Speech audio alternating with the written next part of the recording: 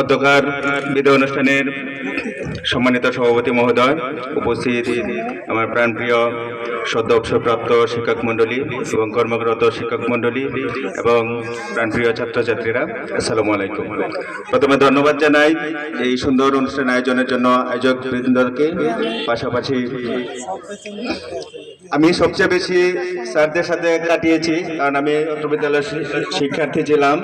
পাশাপাশি প্রায় 7 বছর যারা সদ্য অবসরপ্রাপ্ত সবার সাথে আমি সহকর্মী হিসেবে ছিলাম।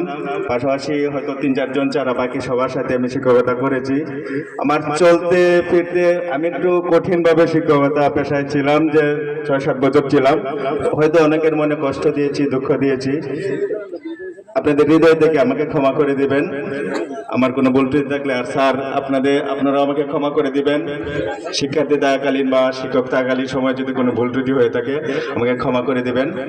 আর আমার একটা জিনিস মনে হয়, আমি যদি এই অত্র বিদ্যালয়ের শিক্ষার্থী না হতাম বা এই বিদ্যালয়ে ইংরেজি বিষয়ে পড়াশোনা না করতাম, আজকে আমি স্কুল বাজার বসে সারা বিশ্বের 37.5 এয়ারলাইন্স এজেন্সিকে আমি কন্ট্রোল করছি স্কুল বাজারে বসে। আমি কোনোদিন হয়তো কোশ্চেন কালেও আমার এটা সম্ভব হতো না।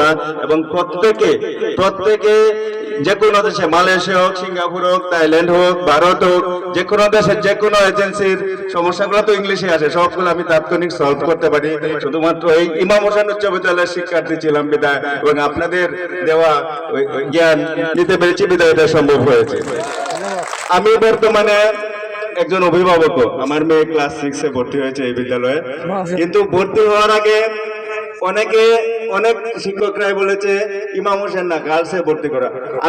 আমি একটা উত্তর দিয়েছি তাদেরকে, আমার মেয়ে বা কোনো শিক্ষার্থীকে যদি ইমাম হোসেন উচ্চ বিদ্যালয়ের শিক্ষকগণ তৈরি করতে না পারে, বাংলাদেশের কোন শিক্ষা প্রতিষ্ঠান সেই শিক্ষার্থীকে পুরোপুরি ভাবে তৈরি করতে পারবে না। তাদেরকে আন্তরিক ধন্যবাদ আমার জীবনটা গড়ে তোলার জন্য।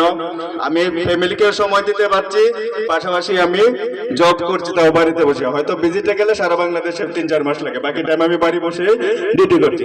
আর আমার চেম্বারে স্যার সবাই আমার প্রাণপ্রিয় স্যার ছিলেন, সবাই আমার আত্মার আত্মা। আপনারা আমার এখানে যখনই অবসর পাবেন, সময় কাটাবেন, আমার এখানে যাবেন। আপনাদের পদতলে আমি আজীবন নিজেকে লুটিয়ে দেব। আর সবার কাছে দোয়া প্রার্থনা করছি, আপনাদের জন্য দোয়া রইল, ভবিষ্যৎ জীবন যেন আপনাদের সুখময় হয়। আসসালামু আলাইকুম।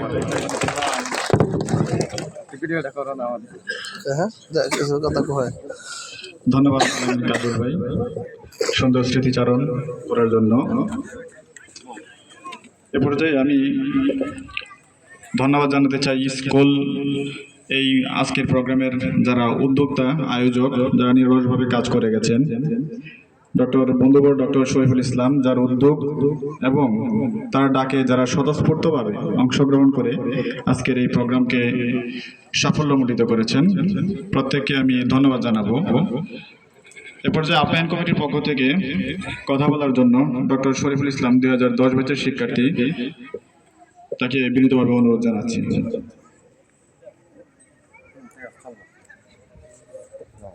পরে তুমি